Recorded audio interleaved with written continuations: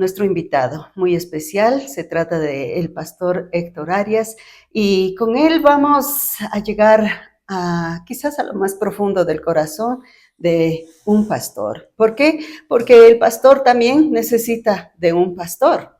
Ellos también son seres humanos y por eso hoy el tema que nuestro invitado nos va a compartir es justamente entre el púlpito y el corazón. Pastor, qué gusto tenerle, bienvenido. Gracias, muy amable. Gracias por la invitación, Elvita. Siempre es un privilegio poder ser entrevistado y externar lo que es un pastor. Sí, porque no, quizás no nos imaginamos como ovejitas, digámonos así, ¿no? A quienes asistimos a una congregación y pensamos, bueno, pues el pastor es un ser perfecto. Sí. Quizás no lo decimos en esas palabras, pero lo miramos así. Bueno, el pastor no tiene problemas, el pastor no llora, el pastor está bien con su esposa o con sus hijos. Bueno, el pastor no sufre de nada, por poco, ¿no? Y pues la verdad no es esa, ¿no? No, realmente somos seres humanos. Igual, yo estoy acostumbrado a decirle a la iglesia, soy igual que ustedes, con las mismas debilidades, no me vean hacia arriba, somos idénticos, los mismos problemas. Claro, lo único que nos diferencia es la responsabilidad. Y qué responsabilidad, ¿no? De todo un rebaño y, y me imagino Sí, sacar fuerzas de donde no hay para sostener a ese rebaño, para guiar a ese grupo de claro. personas que se congregan. Sí, uno tiene que estar continuamente en la dependencia con Dios, continuamente. Realmente, cuando yo fui llamado, porque ser pastor no tiene que ver con estudiar en un instituto. Sí, Muchos un tenemos esa seminario, idea así, de ¿no? que hay que estudiar 3 años y ya se graduó de pastor. Esa es una idea equivocada. Ser pastor es un llamado de Dios y se estudia, claro que hay que estudiar.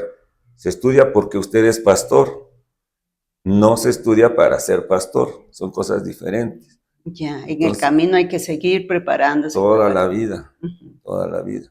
Entonces, uno tiene que estar continuamente en la palabra y realmente es un privilegio porque la palabra como tiene vida.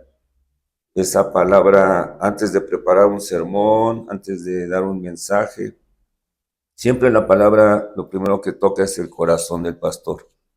Primero, siempre, siempre, siempre. Entonces no se trata de ser un orador, no se trata de ser elocuente, no se trata de impresionar, sino más bien se trata de, en mi experiencia, de que se vaya formando el corazón de Dios en la persona, en el pastor en este caso. Se vaya formando el corazón de Dios. Sí, porque ese corazón del pastor pues debe latir con el corazón de Dios a la par para poder llegar, ¿no? Me imagino, a cada ovejita. Exactamente. Cuando el corazón de Dios está tocando el corazón del pastor, realmente uno aprende a amar a todas las personas, no importa su nivel social, su nivel de estudios, si es hombre, si es mujer, no importa.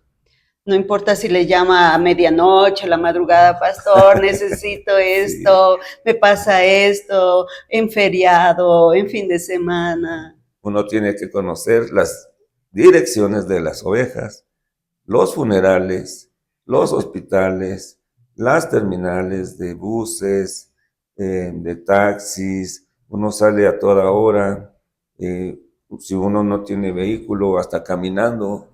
Nos tocó en la pandemia, por ejemplo, visitar a mucha gente caminando a todas Y horas. cuando usted dice nos tocó, se refiere con su esposa, que Claro, también es su compañera de sí. ministerio, de vida, de todo. Sí, caminábamos a medianoche, salíamos a todas horas. Entonces, uno tiene que estar ahí. No hay un horario de 8 horas, más bien son 24/7. Seguro que sí. Y pastor, cuando usted dice esto es un llamado y luego sí se añade, se suma la preparación, el conocimiento, el estudio, todo esto, pero obviamente Dios no se equivoca en este llamado, porque me imagino va a llamar a una persona, primero que tenga ese corazón afín al de Dios, ¿no es cierto? Pero también una persona que tenga como ese, no sé si decir esa elocuencia, ese talento, como para ejercer un pastorado. ¿A qué me refiero? Porque de pronto hay otras personas que son llamadas a otro tipo de servicio y como que, bueno, se ha visto, y perdón que lo diga así, ¿no?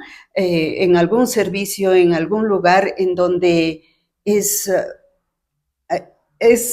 perdón, no sé la palabra, es aburrido escuchar al quien está compartiendo, predicando, entonces uno pues se cansa, a veces hay personas que se duermen y como que no es de beneficio aquello que se compartió, y entonces a lo que yo voy es que uno reflexiona y dice, quizás esa persona no fue llamada a predicar en un púlpito o a ejercer pastorado, sino otro tipo de servicio. Exactamente. Eso que usted menciona, una se refiere a que no es una persona que ha sido llamada. Dos, puede ser una persona que ha sido llamada, pero ha descuidado su relación, su comunión con Dios.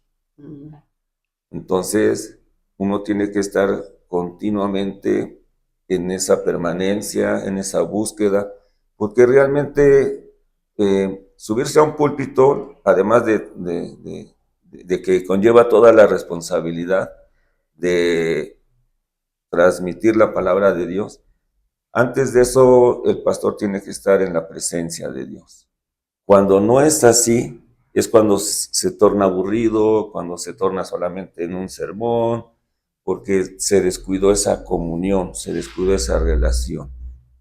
Entonces lo único que hace es transmitir un sermón, se vuelve un orador. Entonces no es así, sino que más bien el pastor es un conducto de un mensaje del cielo, un mensaje que Dios le ha dado.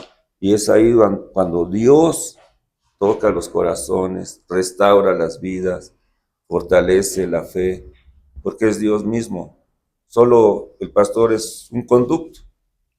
Exacto, ¿no? Y nos imaginamos como ese conducto que lleva de pronto agua, algo vital, ¿no? Entonces, si ese conducto está incluso, ¿qué pensamos? Si está corroído, si está con desechos, con asentamiento de lodo, no sé, imaginándonos este ejemplo, ¿no? Esta imagen de un conducto de agua.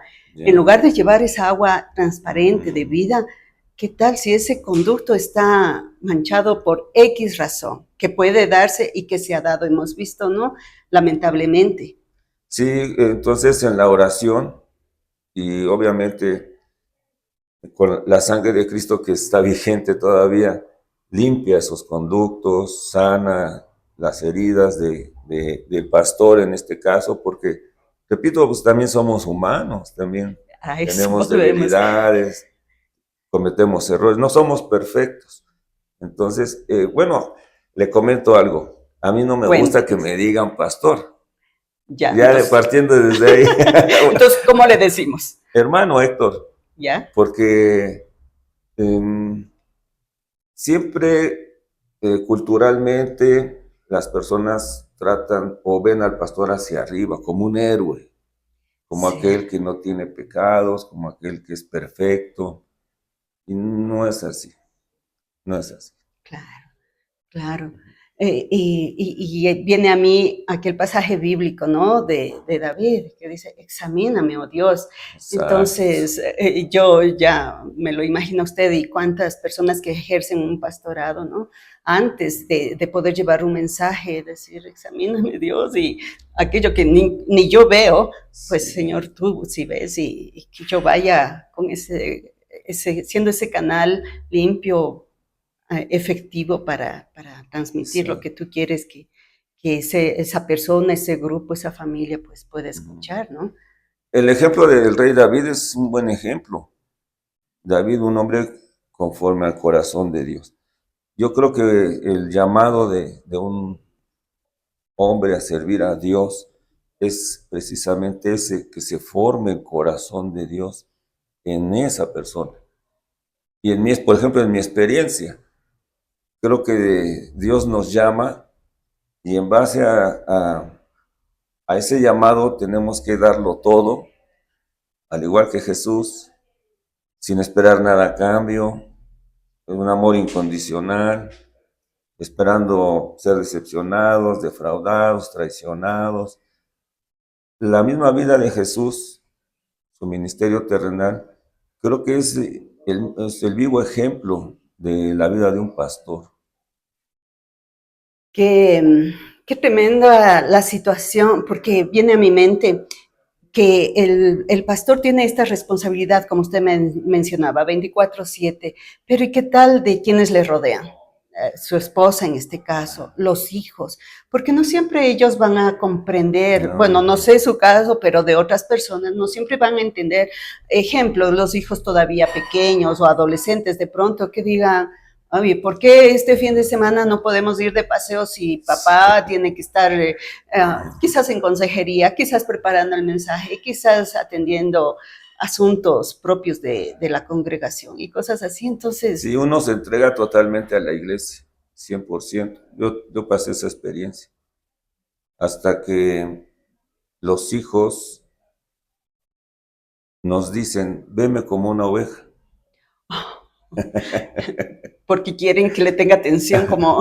Sí, porque uno deja hijos, deja familia por atender a la iglesia. Uno se entrega a la iglesia, al llamado, uno se desvive a eso. Pero también es un descuido. Entonces llega el momento en la experiencia que uno tiene que ir balanceando. Que justamente hace 15 días prediqué a la iglesia que mi postura es en el orden de prioridades, es Dios, la familia y la iglesia. Porque antiguamente se ponía a Dios, a la iglesia y a la familia. Sí, y hasta la actualidad muchas personas como que se desvían Sí, de este orden de prioridades. sí. Entonces uno se descuida en eso. Por lo mismo, porque se apasiona uno en el llamado, se entrega uno. Y a mis hijos yo les ponía de ejemplo la vida de un marino, la vida de un doctor, la vida de un capitán de un ejército que tienen que viajar, tienen que muchas veces dejar a la familia Sí, ¿no? por su profesión. Entonces, algo así mis hijos fueron entendiendo a los años, claro, no fue fácil. Sí, entre lágrimas, risas, me Sí, imagino, conflictos, pero sí, así como usted dice, estos otros profesionales, ¿no? De fuerzas militares y todo esto, sí cumplen una misión, pues el pastor, quien ejerce el pastorado, pues también cumple esa misión y a veces tiene que dejar también, de lado lo que más ama, su familia, sí, pero ¿sabe qué? A veces hay personas que se expresan equivocadamente y dicen, oh, y tal joven o tal señorita es hija del pastor, ¿y por qué reacciona así? ¿Por qué se viste así? ¿Por qué se ajá, pinta así? ¿O por qué anda con tales amistades? Y esto no solo aquí en nuestro país, por cierto, estamos en Ecuador, hermano Héctor ajá, es de México, sí. pero vemos en las redes ahora, pues en España, en otros países, Norteamérica y todo, y señalan, ¿no? A aquel líder religioso, pues, y dicen, sí, él perfecto, chévere, todo bien, pero ¿y su hijo? Parece que están dando en estos pasos, su hija está haciendo esto, este otro. Sí, sí, a mí me ha tocado viajar a algunos países de Sudamérica, la mayoría de Sudamérica, Brasil, Chile, Argentina, Paraguay, y en todos los países latinos, la cultura latina siempre quieren ver la perfección en los hijos del pastor. Piensan que es un pastorcito y no es así. Yo siempre he predicado y lo seguiré predicando. Mis hijos son igual que los hijos de usted, igualitos, con los mismos defectos, con las mismas inclinaciones, los mismos pecados, son iguales. Así como los hijos de las familias, mis hijos necesitan conocer a Jesús, tener un encuentro con Dios, ser salvos. Entonces, Yo les quité las prohibiciones a mis hijos, porque uno pasa por cierto legalismo también. Me imagino, como Sí, todos, ¿no? En ese ajá. proceso de conocer más de Dios, de querer hacer más cosas por Él, pero ahí a De que veces, sean ejemplo, que tienen que sí. estar en la iglesia. Entonces, uno sí llega a un cierto legalismo, pero uno daña el corazón de los hijos. ¿Cómo qué ejemplo? Un ejemplo, en Navidad, yo nunca puse arbolito de Navidad, Ya, porque llegué a ese extremo religioso, donde se da una enseñanza de dónde proviene el árbol, las esferas, X. ya. Entonces, yo dañé a mis hijos. Cuando ellos crecieron y se casaron, cuando hicieron su familia, lo primero que pusieron fue un arbolito de El árbol de Navidad. Navidad. Ya como que por fin pudieron hacer lo Se que había en su liberaron. corazón, o sea, su deseo, no sé. Y, Entonces uno, al pasar los años y con las malas experiencias, uno tiene que ser flexible, más bien inclinarse a lo que es la gracia de Dios y entender que nuestros hijos también necesitan un encuentro con Dios, un crecimiento espiritual y no que ellos entiendan lo que el pastor ha entendido. sí, y en otra etapa muy diferente, ¿no? Pero ya, pensamos en este aspecto, pero ahora usted más que nadie debe haber escuchado la expresión, es el pastor, entonces la esposa es la pastora y los hijos deben ser el Claro. líder o quien esté a cargo de alabanza, quien esté a cargo de este otro departamento. Ahora, Sí, vamos al otro extremo, creo. yo les pongo el ejemplo. Aquí en Ecuador, que estoy aquí ahorita en Ecuador, los hermanos le decían a mi esposa pastora y yo les decía, miren, la esposa del doctor no es doctora, la esposa del abogado no es abogada, la esposa del pastor tampoco es pastora. Qué buen ejemplo. Sí, sí, Sí, entonces piensan que la esposa también debería de ser pastora y no es así.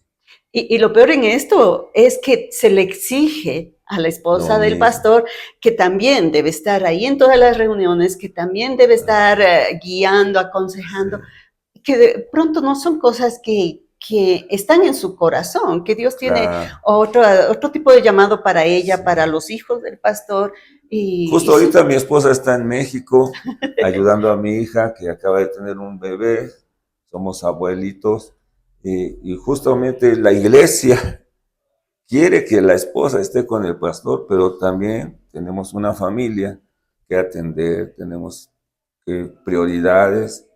Entonces muchas veces la iglesia no entiende esa parte familiar del pastor.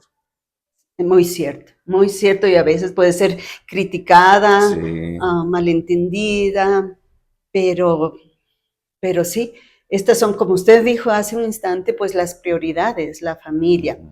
Si bien es cierto, pues ustedes también se visitan, no sé si cabe la palabra, ahora tiene que viajar usted allá a ver a Claro, su esposa o sí. cuando ella bien pueda venir acá y cuando sea el Ujú. momento oportuno, como ya ha sido tiempo atrás, pues estar juntos aquí en el país. Claro, sí. Pero ahora están estas cosas que si bien es cierto, podemos entender, sí, el pastor también es un ser humano, también tiene problemas, Sí, conflictos, pero una cosa es decirlo y otra ya aceptarlo, vivirlo.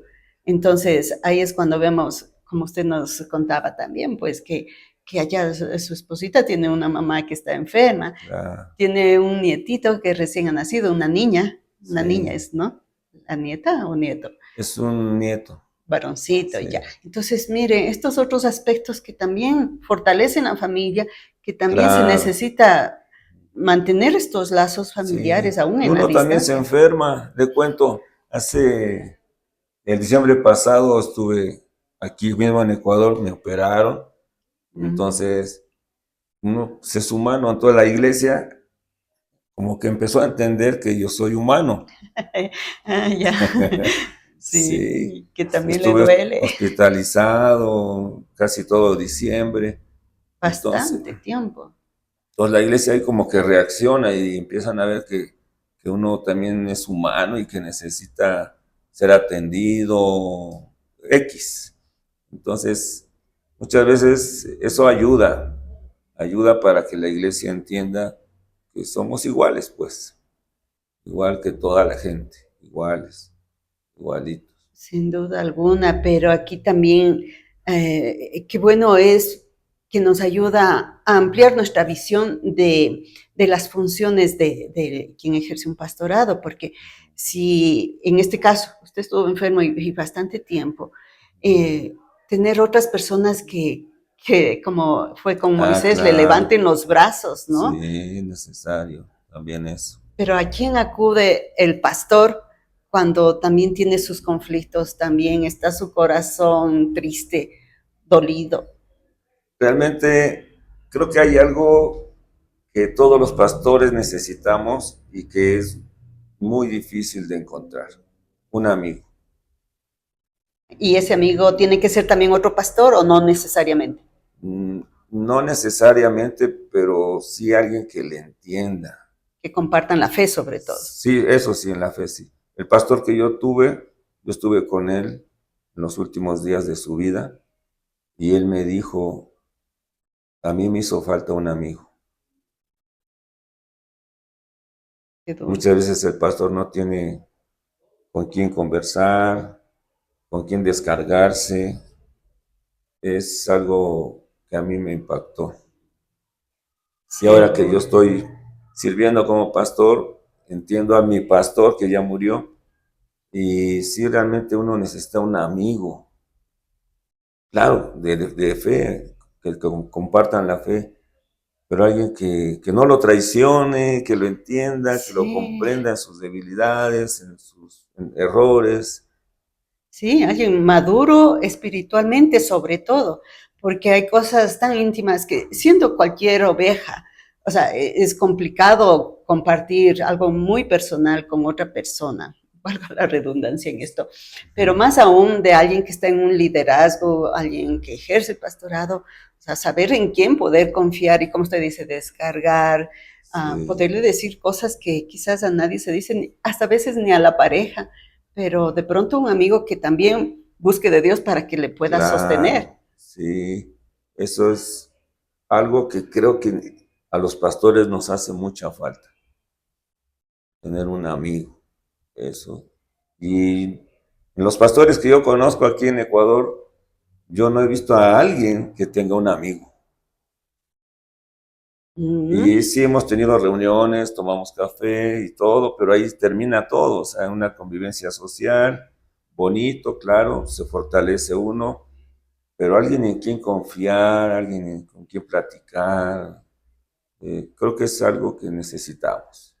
Porque el pastor también debe reconocer que en determinados momentos, pues ese buen amigo sabrá decirle, oye, te estás desviando quizás en esto, o estás dejando de lado esto, o Ujú. necesitas tal cosa, o simplemente pues un abracito, un apoyo ahí, ¿no? Claro, Un sí, consuelo. exactamente, una palmadita. O también, oye, amigo, oye, pastor, Y es que uno, pastor, sacúdate. no puede hablar con las ovejas porque no lo van a entender. Una oveja jamás va a entender a un pastor. Jamás, jamás, jamás. Difícilmente. Y ahí vemos pues casos a nivel mundial, ¿no? En que Sí. un pastor confesó un pecado muy íntimo ante el mundo, porque eso dio las vueltas en el mundo. Hay un par de ejemplos de esto que recordamos, pero eso fragmentó X congregación, muchas Sí, personas que no estuvieron firmes en la roca que es Jesús, sino más bien mirando a ese líder, pues también se desviaron, también se apartaron del sí, Evangelio, se apartaron del corazón de Dios, no porque Dios los haya dejado, sino porque decidieron apartarse. Entonces, ¿cuántas consecuencias puede traer el hecho de que pongamos más bien la mirada en el líder y no en Jesús? sí, creo que las ovejas siempre cometen ese error. Y cuando ven algún defecto del pastor, ellas mismas decaen en su fe, se fracturan y empiezan a buscar otras iglesias o se van al mundo, se van decepcionadas. Por eso siempre es bueno mantenerse como un ser humano. Esa es mi experiencia desde que fui llamado. Nunca, siempre tuve los pies en la tierra, el corazón en el cielo y los pies en la tierra. Ay, qué bonita esa expresión.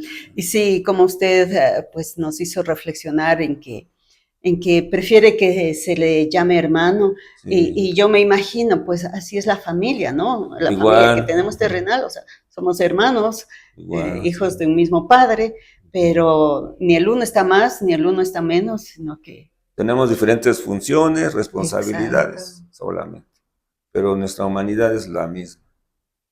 Y en todo esto también queda de lado, no sé si es bien o mal llamado, para mi criterio puede estar mal llamado el celo pastoral. ¿A qué me refiero? De que X pastor en cualquier lugar, pues solamente esa persona puede compartir hacia la congregación. Pasa esto, que en su caso se enfermó, otra persona tenga que viajar, otra persona tenga X situación familiar, y entonces no hay nadie que asuma esa función. Entonces, creo yo que es un mal llamado celo pastoral el que no pueda compartir otra persona en determinado momento. Sí, yo creo que es algo que tenemos que ir formando Josué, como Moisés delegó, o Dios le dijo que delegara también a Josué su responsabilidad. Los pastores también necesitamos los Josués. En cierto momento que el pastor se enferme o tenga que viajar o diferentes situaciones, hay quien esté ahí a cargo y por lo regular sí existe ese celo. Yo lo viví con mis pastores, lo he vivido, lo he visto en muchas iglesias y bueno, uno va experimentando, va aprendiendo para no hacer lo mismo. Sí, no. A veces tenemos que pasar esas mismas situaciones para después de un momento o de un tiempo, pues decir, sí, me equivoqué en eso, pero ahora estoy rectificando. Sí, sí, entonces sí uno tiene que quitar ese celo y ver que también hay un tiempo, cuando ya uno tiene que dejar. Justamente vengo de México, visité la iglesia donde yo nací Mm. y el pastor ya no vive, pero vive la esposa y ella justamente me mencionaba esto, que estaba buscando a alguien que quedara ahí Ya. a cargo de la iglesia, porque también un pastor difícilmente deja su congregación. Claro, y se entiende, ¿no? Que obvio debe dejar en buenas manos, si cabe la expresión, Sí, en alguien que Dios mismo ponga, pero tampoco aferrarse a ajá, algo exactamente. que tiene su tiempo también, pues. Sí, hay un tiempo. Mm. Sí. Ese es el Miren, amor de Dios, ¿no? Uno ama las ovejas. Aquel que no ama las ovejas, pues fácilmente las deja y no le interesa.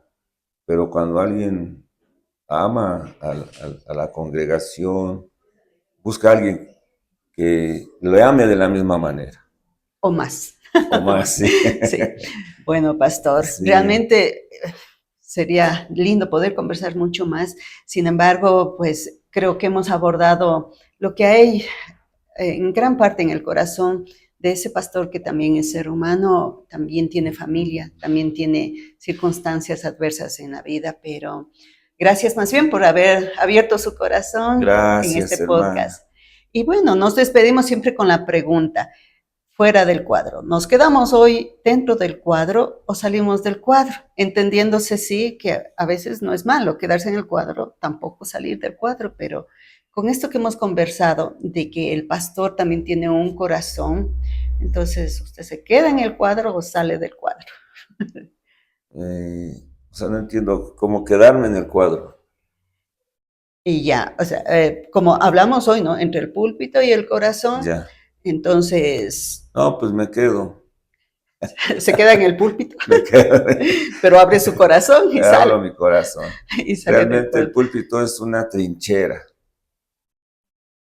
donde el fuego de Dios pasa primero por el pastor para transmitir un buen mensaje. Muy bien, me dejo sin palabras. Simplemente para agradecerle, pastor y hermano Héctor. Gracias, hermana. Hermano. Gracias. Y Privilegio. Gracias por la invitación. a usted y con nuestros amigos nos encontraremos en un nuevo episodio aquí fuera del cuadro.